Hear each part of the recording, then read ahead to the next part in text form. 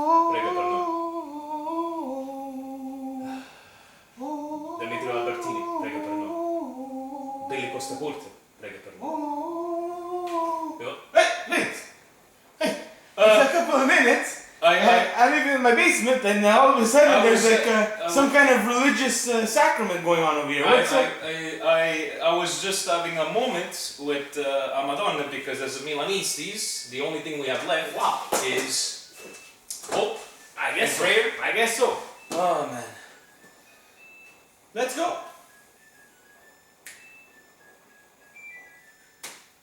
What is this?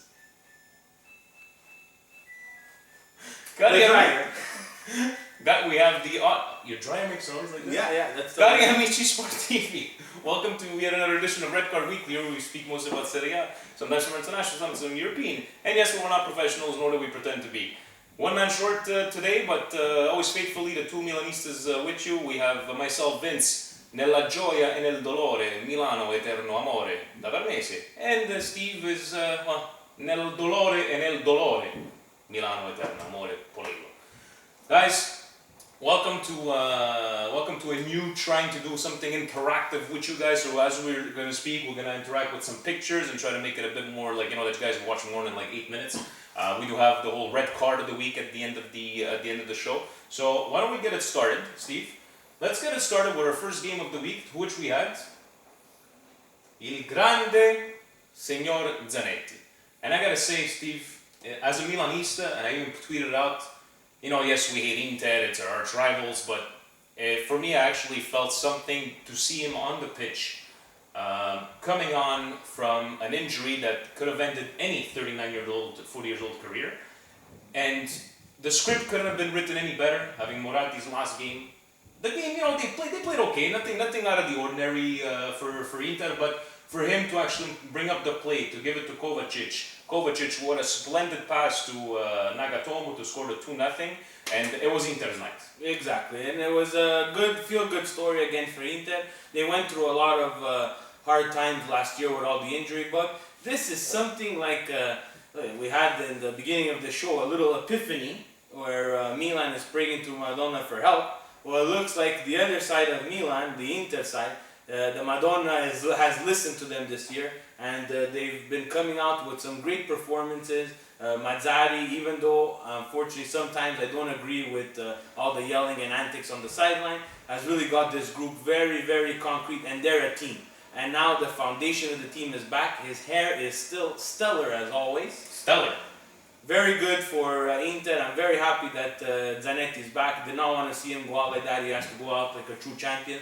The game itself, look guys, good result. Again, another 3 points.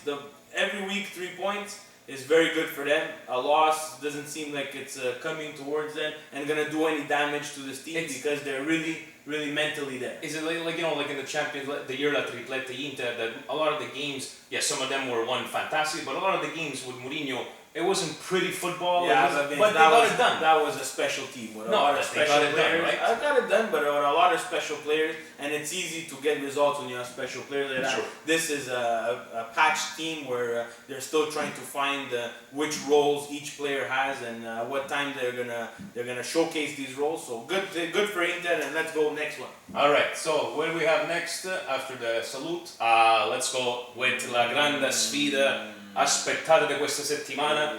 Yes. Now, I think all of us were expecting something more of a. I was expecting, like, you know, a battle. It was a battle, but Juventus just proved that. Or when Napoli didn't show up, I didn't feel like they had the. I'm gonna cut off Vince right away and get straight to the point. Napoli got a beating. Yeah. And Napoli just didn't get a beating. This is going to affect Napoli, in my opinion. I think that they went into the game during the weekend against Juventus with the actual mental fortitude that they were able to beat Juventus. After 2 minutes, they were already down 1-0. Let's talk about that. It's okay. Look, it was this much offside, give or take. Look, whether it's offside or not offside, guys. To take a goal when you're coming into a game against a team that you've always had trouble beating, and you need to beat them now to say, look, Napoli is here, and Napoli is here for the Scudetto. To get a goal down after 2 minutes, it's crippling for the mentality of the team, and it's hard to come back from. And we saw during the game they were not able to come back from that. No, definitely. And you know what? After they had like at the second half they started well, Napoli, but in the end, Juventus Pirlo's goal was absolutely perfect. It was Pirlo-esque. It was Pirlo-esque. Pogba from a horrible first touch to end up But when a team is going well, these things go your way. They go your way, and Napoli, unfortunately, and I think Benitez been talking about we're talking about Revellero, Skirtle, and because he knows he needs a defense, and the defense let them down. But Pepe Reina, I would like to give a shout out to Pepe Reina because he played a fantastic game. I don't know if you guys saw the header from Bonucci where he just drove and the guy deserved a lot more than that. Napoli created half chances, but let's go away from Napoli. They're going to have to find a way to come back from this. But Juventus, this was a game, again, after the games that we saw, Genoa, Parma, where they were trap games, then the game against Real Madrid, where they fought out for a tie. Yeah. This is just positive for them. Everybody was working on all cylinders. Conte, he should be very happy. Pogba, very, very, very class. There's not a lot of players that could do that. That could turn a crappy first touch into almost the goal of the year. And now is this the Juventus we're going to see against, is this going to be consistent like this? You can't play at this kind of level. This is the dangerous part that we're gonna witness now this year, is that now Juventus is starting to build up momentum. The train of the Bianconeri is starting to pick up steam, and everybody now, every pass for Roma, Napoli, the people that are ahead of them, which not anymore, Juve is ahead of Napoli now. Yeah, so I had 1 point behind Roma. But all the team, now Roma, every pass will be a little bit tighter. Every shot will be a little bit tighter. Just in the back, there's a black and white thing called Juventus knocking at the door. My God, it's on fire today. It's like you're going to university or something. Next, what do we got next over here? Let's have a look. There we go. I think it's all time. It's time. Now, when you say speechless, when you have no words to explain this team, and it's not that we played horrible. Let's leave it at that. We can't bury your chances. The formation, the 4-4-1-1, I liked it, but having a guy like Muntari, and okay, you realize after 65 minutes to take him out, but the formation is there. You're just not placing the players properly. Emmanuelson, to me, had a good game. He's a much better crosser than Abate. But when you're playing Chievo, and guys, let's be honest, we could have lost that game because that fuori gioco millimetrico, because Zapata over there, he was sleeping, he fell a couple of times, and it's in the end to hear Allegri, Galliani, I couldn't ask more of the guys, and we played a good buona partita. You're playing the flying donkeys, they're last, they have it, come on, man. There's no hope for this. Vince, again, like you said at the beginning of the show, is half glass empty. Of course, everybody knows who watches the Red Card Weekly. Half full. I'm half full. You're half full, I'm half empty. I'm really empty after this one. I watched the game after the Roma game because it wasn't on TV, so I had to find it on the internet.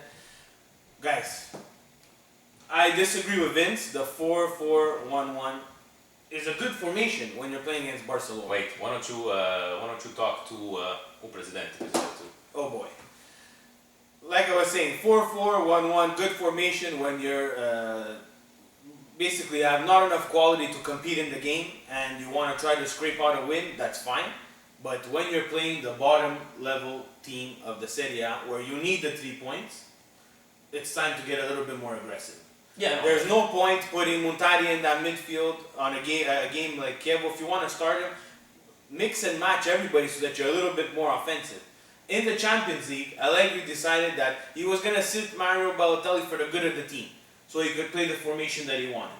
And now against Chievo, he comes out with the same formation.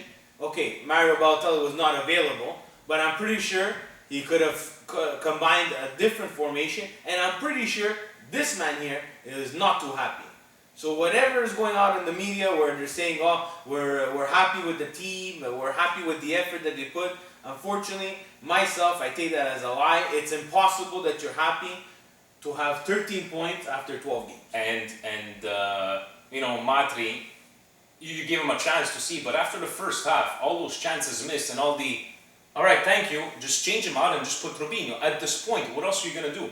If he's having a bad game, you did it for Muntari, right? So right now, the fact of the matter is, guys, we have to be realists. We're always going to love the shirt, we're always going to love the team, but Champions League, right now, the way I look at it, especially all the other players are playing, yes, we're just 2 points behind from last year, but then again, last year, Roma wasn't where they are right now. Napoli's not, so... The quality of the teams from last year to this year is far superior, and every game is a hard game. Like we've always said in this show, we're a firm believer SerieA is the best league in the world in terms of competition.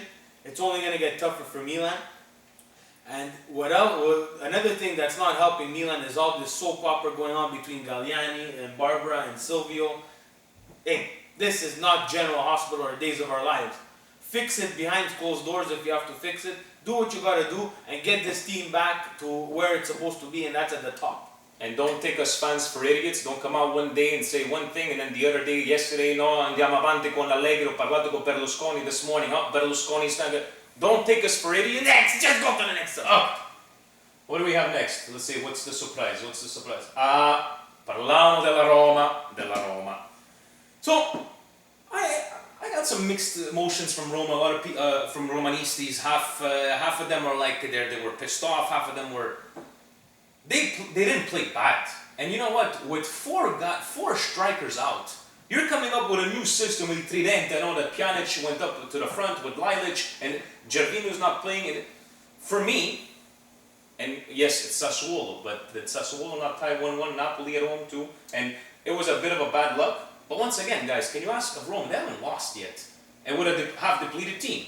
So for me, I'm not pushing on the crisis or like where I said, guys, you're still in first, and these kind of games, Steve, you're gonna get them all year round. You're gonna get them, but the thing is that you have to put into perspective that the team that's chasing you has already lost game and dropped points, and there are not that many points behind you. Yeah. And that team is Juventus. If things go as planned, Juventus will compete. If things don't go as planned and Juventus do not proceed in the Champions League, you're going to have a very, very angry team chasing you, and you need all the points. Yeah. What I'm disappointed about is not the fact that they tied. It's going to happen against Sassuolo. They're tough teams at the bottom of the table, and they want the points just as much as the top teams do. The thing is that Roma, if they were going to bury their chances, and that person is Lilich, if Lilich buries all of his chances, we're not having this conversation. We're saying that Roma, again, still is flying high. No one could stop them. But he did not. And we said it a couple of weeks ago on the show, were they going to suffer without Totti? At the beginning of this little period, no. But it seems the more we go on with injuries and stuff, Totti is a very, very, very key aspect of Roma's success. Yeah. So he better get back. If Vince was the doctor, he would have been back a couple of weeks ago. But since he's not, the truth is he'll probably be back in December. That's what they were saying. But honestly, for me, right now, Roma still has a good chance. They would just have to beat the top teams when they face each other throughout the Yeah, those are also the key matchups. But a lot of coaches believe that those are not where the Scudettos won. All the games that are the little teams like Parma, Livorno, Verona, and so on and so forth, that's where the Scudettos won. We'll see. International break is perfect timing for Roma. Definitely. And to our friend Nick, the Roma or the AS Club Roma, congratulations on being unjust that goal. Maybe this was their frustration throughout the whole game. And another shout out to our friend Lenny. Lenny's from Chicago, Pier Juventini. Always supporting us, the retweets, this and that. If Lenny's not happy that we're promoting Juventus this week, there's a serious problem with Lenny. Yeah. And he better send me a hoodie. Alright, so after this, we got, okay, this is our logo. So let's go very quickly. Fiorentina did win. Giuseppe Rossi once again with 2 goals, capocannoniere. I was watching the last 10-15 minutes. There was a bit of sofferenza, but in the end, they got the win. It was at home.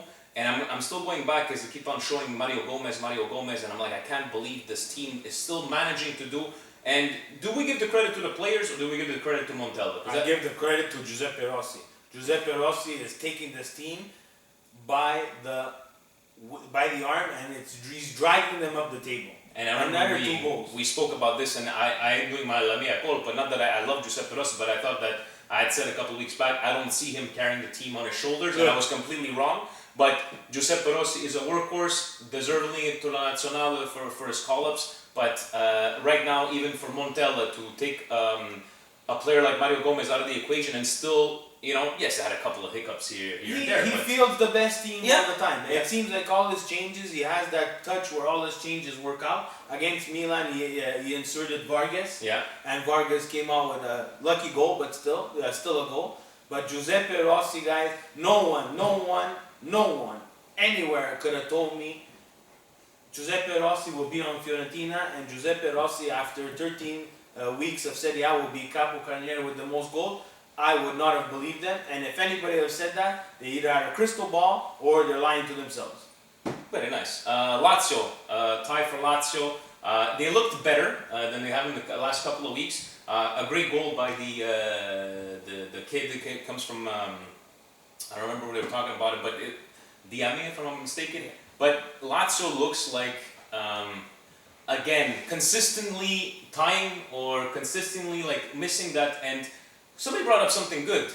Is Stefano Mauri a key, like a Totti, like we were saying that Stefano Mauri, but he's still controlling the play. This is just a mirage of Lazio. The result actually tarnishes the way they played.